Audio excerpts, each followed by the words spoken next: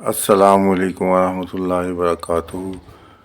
میں حکیم محمد عارف سلیم اپنے YouTube channel حق ہیلتھ ہب کی طرف سے نئی ویڈیو کے ساتھ آیا ہوں۔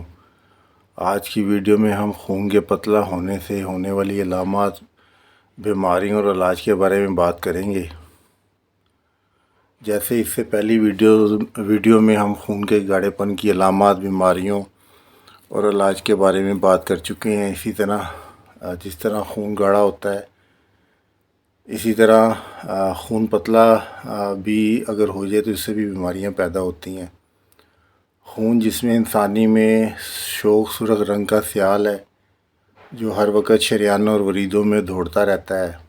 خون اگر پتلا ہو جائے تو اس کے جمنے کی قوت کم ہو جاتی ہے۔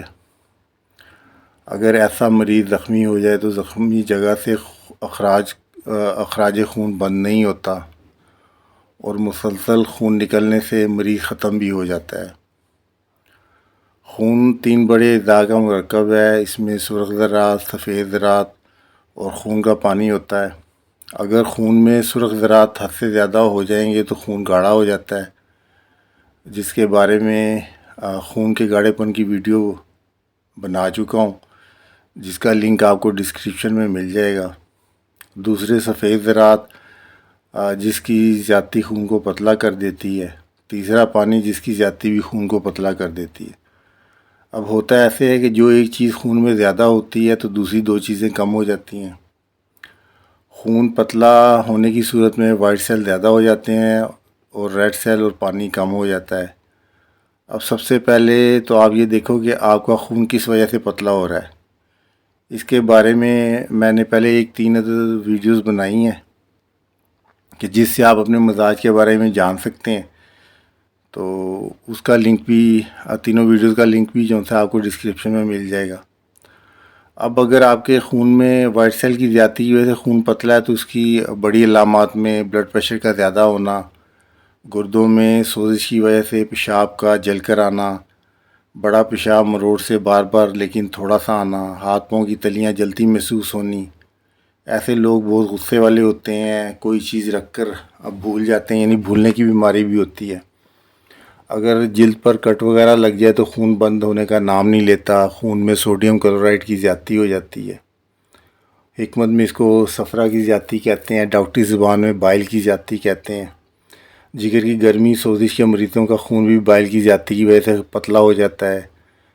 جلد اور آنکھوں کا رنگ پیلا ہو جاتا ہے۔ خون میں سفید دانوں کی مقدار زیادہ ہونے کی وجہ سے ہیموگلوبن کم ہو جاتا ہے۔ اگر خوردبین سے دیکھا جائے تو خون کے سرخ دانوں کے درمیان خلا میں سفید دانے نظر آتے ہیں۔ ایک اصول ہمیشہ یاد رکھیں، جب آپ کے خون میں کاربن کی مقدار زیادہ ہوگی تو آکسیجن کی کمی ہوگی تو خون گاڑھا ہو جائے گا۔ اس کے برعکس اگر خون میں آکسیجن کی مقدار زیادہ اور کاربن کی مقدار کم ہوگی تو خون پتلا ہو جائے گا۔ خون کا اخراج جو ہوتا ہے وہ دونوں صورتوں میں ہوتا ہے۔ خون کے گاڑھے پن میں خشکی کی زیادتی کی وجہ سے پیشاب پخانے کے علاوہ تھوک اور بواسیری خون آ سکتا ہے۔ اس کے علاوہ خون پتلا ہونے کی صورت میں تھوک، پیشاب اور پخانے میں خون آ سکتا ہے، جس کا علاج علیحدہ ہے۔ اب اگر خون پتلا ہونے کی صورت میں خون کا اخراج ہو رہا ہے تو یہ جو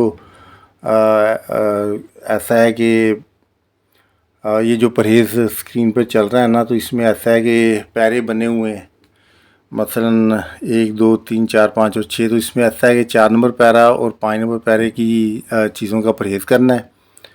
6 نمبر پیرا، 1 نمبر پیرا، 2 اور 3 نمبر پیرے کی خوراک جو ہے وہ زیادہ کھانی ہے۔ اگر وائٹ سیل کی زیادتی کی وجہ سے خون کیا اخراج ہو رہا ہے تو شروع میں مربع آملہ یا مربع حریر جو ہے وہ زیادہ کھائیں۔ تو اس کے بعد جو ہے 1 2 نسخے ہیں وہ شیئر کر رہا ہوں۔ ایک نسخہ ہے وہ ایسا ہے کہ پھٹکڑی سرخ لے لینی ہے، اس کو بریک پیس لینا ہے۔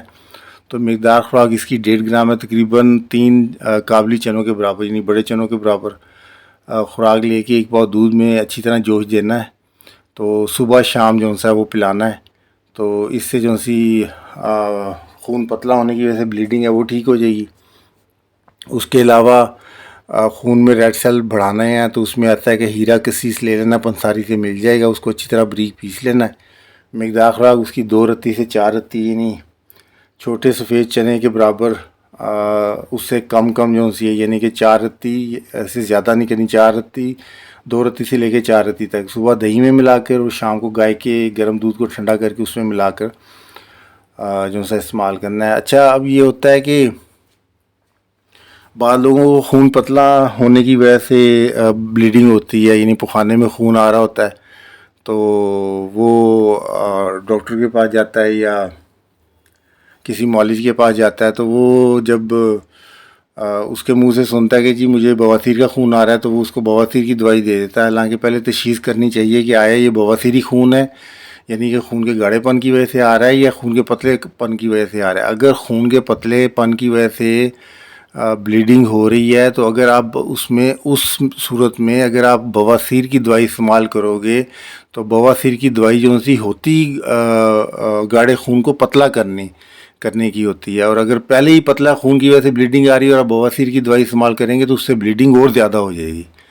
اس لیے نا بہت احتیاط سے، بہت سمجھداری سے نا یہ سارے چیزوں کو دیکھنا چاہیے۔